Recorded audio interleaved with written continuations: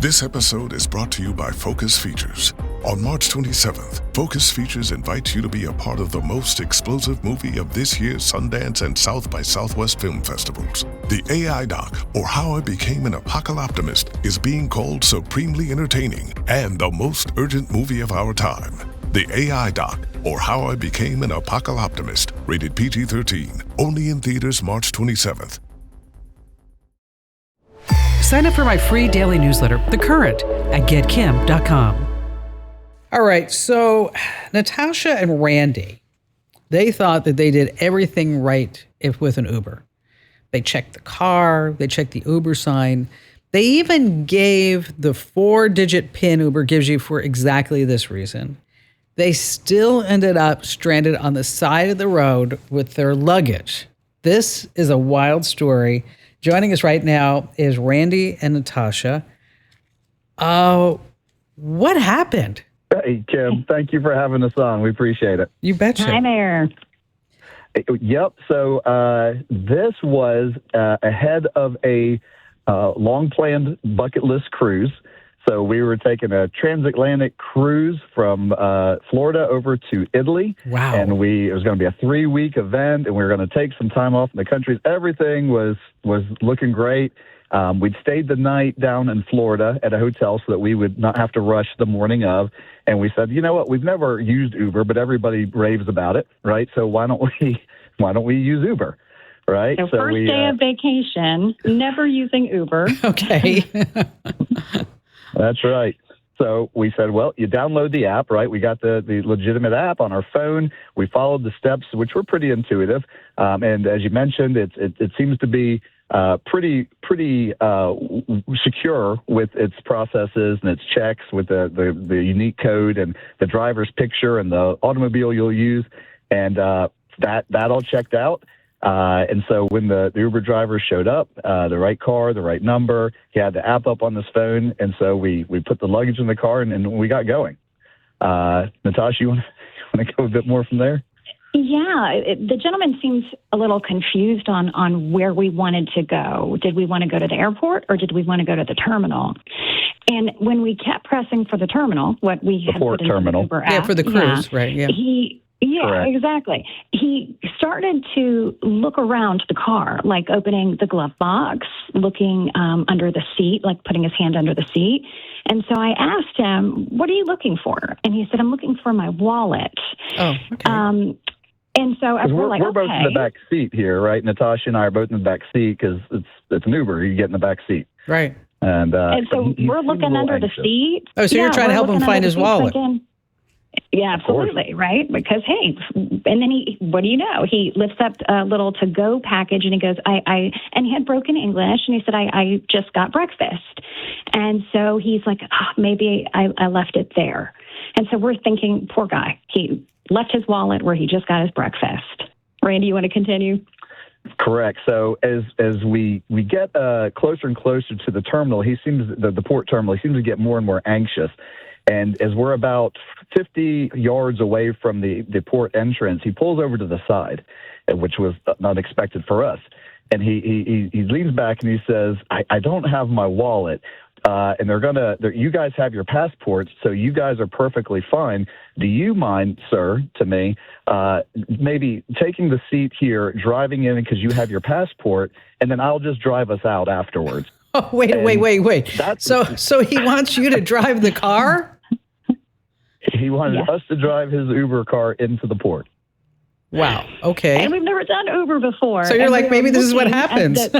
Yeah, this is actually normal. One time I had them take me to a restaurant and I had to finish the last 3.5 miles. Okay. What is going on here, you two? Exactly. It was certainly unexpected, to say the least, but I thought, well, we do have our passports and the cruise will be departing soon. So, okay. I get out from the back. I get in the driver's seat. He gets into the passenger seat. Natasha's still in the back. And so we drive up, and it's around Easter. So the port agent comes up. She's got her cute little Easter bunny ears on. She's all happy. She says, we need passports, please, identification. So I said, yes, here's mine. Here's my wife's right back here. And she says, okay, yep, looks good. And she looks across me at the driver, says, I need your ID, sir. And that's where the song and dance began.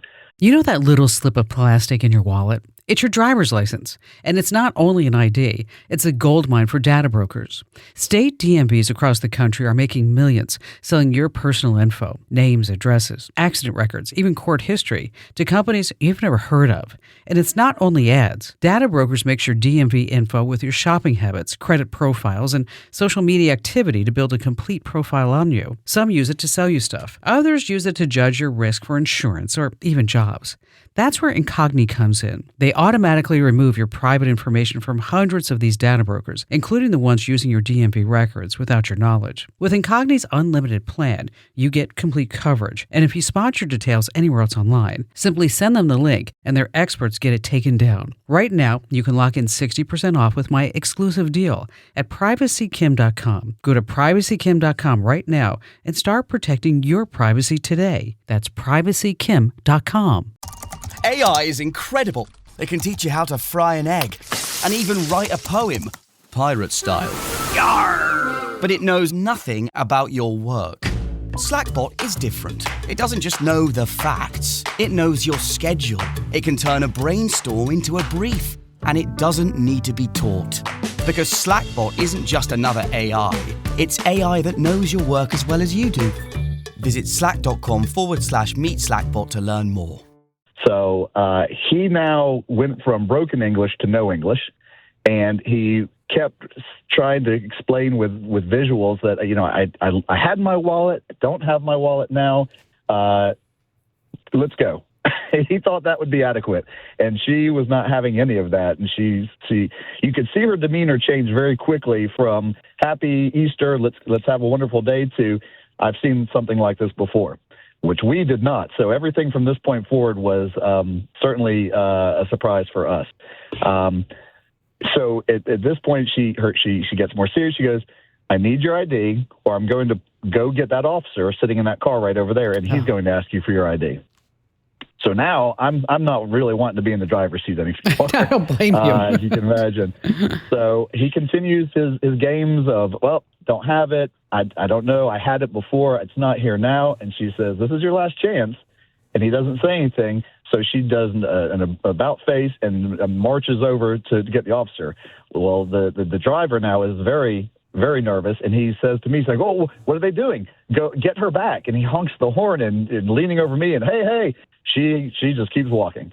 And so now it's about this time, I think, Natasha, that you thought it might be a good idea to get my phone out and record. Actually, it's when the police officer came over and Randy was jovial, nice, like, "Hi, sir, I'm not quite certain what's going on." And the officer told him in quite a forceful way to shut his mouth or he was going to be going to jail, something along those lines. And I pulled out my phone. I'm like, it's time to start recording because this just got heated real quick.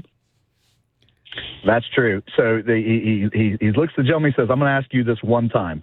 I need your ID, or I'm going to get you out of this car, and you will be in handcuffs, and we'll take your car away, and we'll handle it."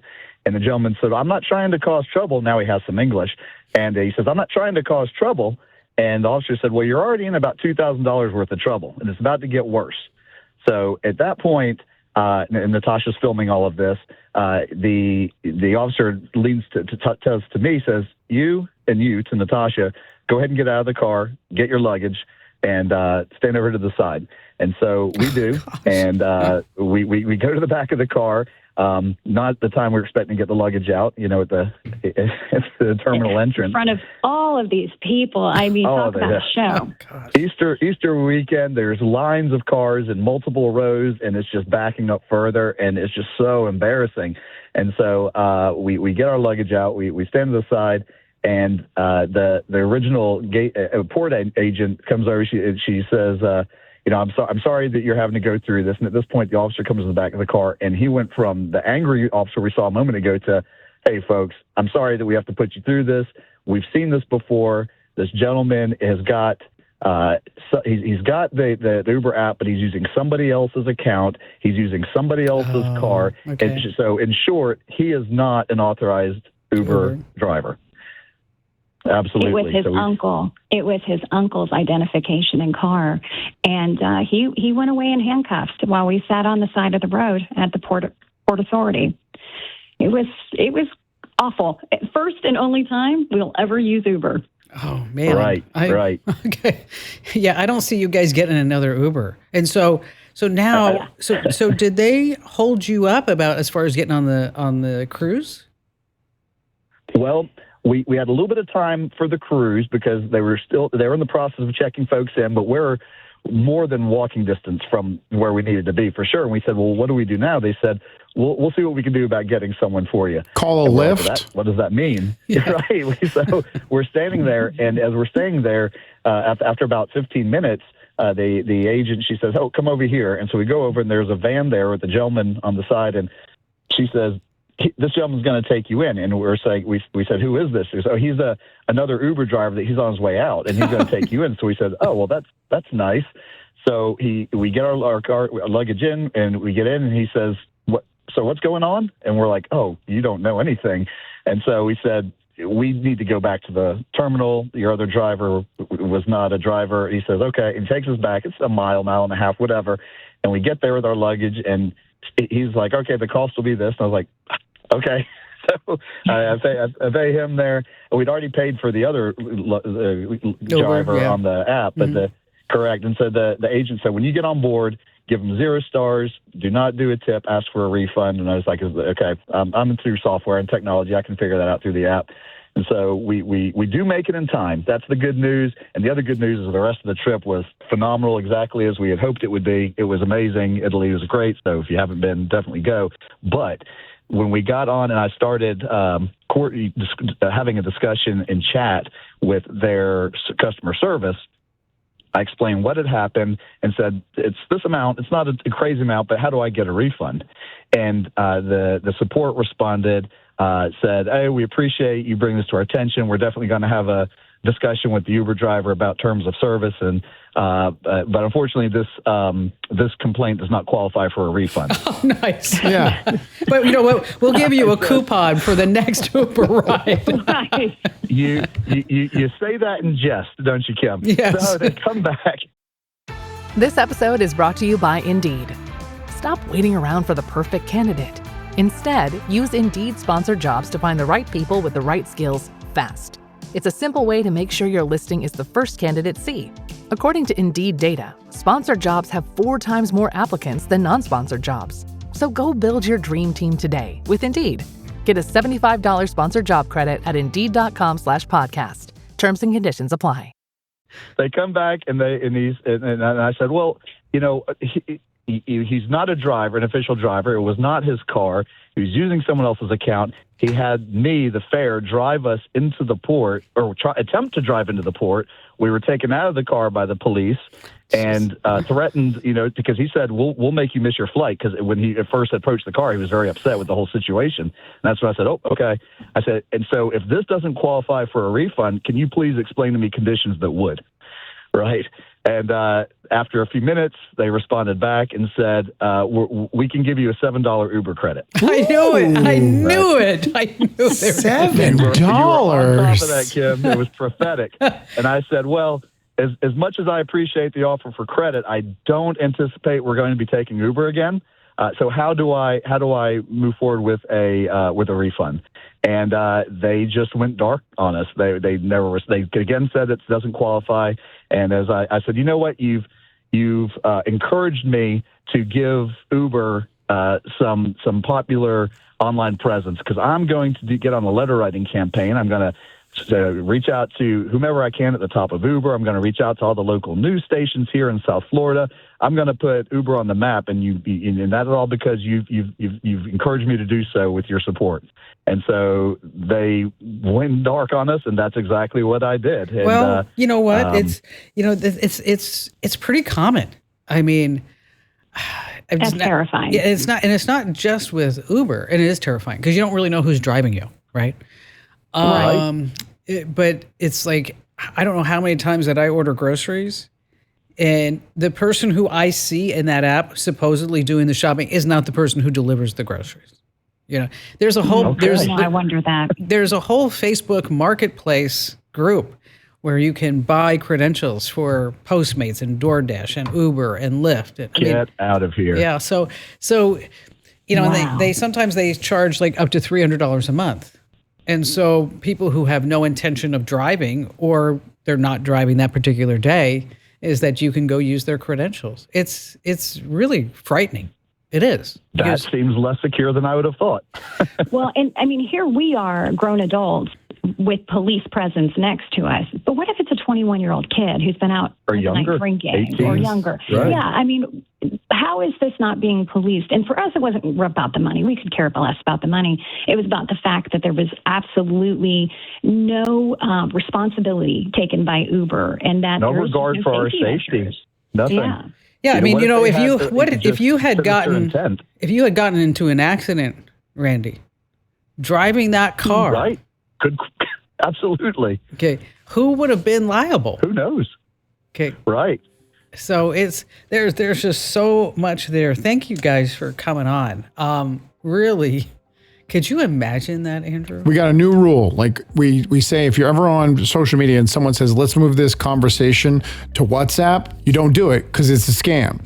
If your Uber driver ever says, take the wheel, don't do it. It's a scam. Take the wheel. I'll get in the back. Definitely not a good thing. Unreal.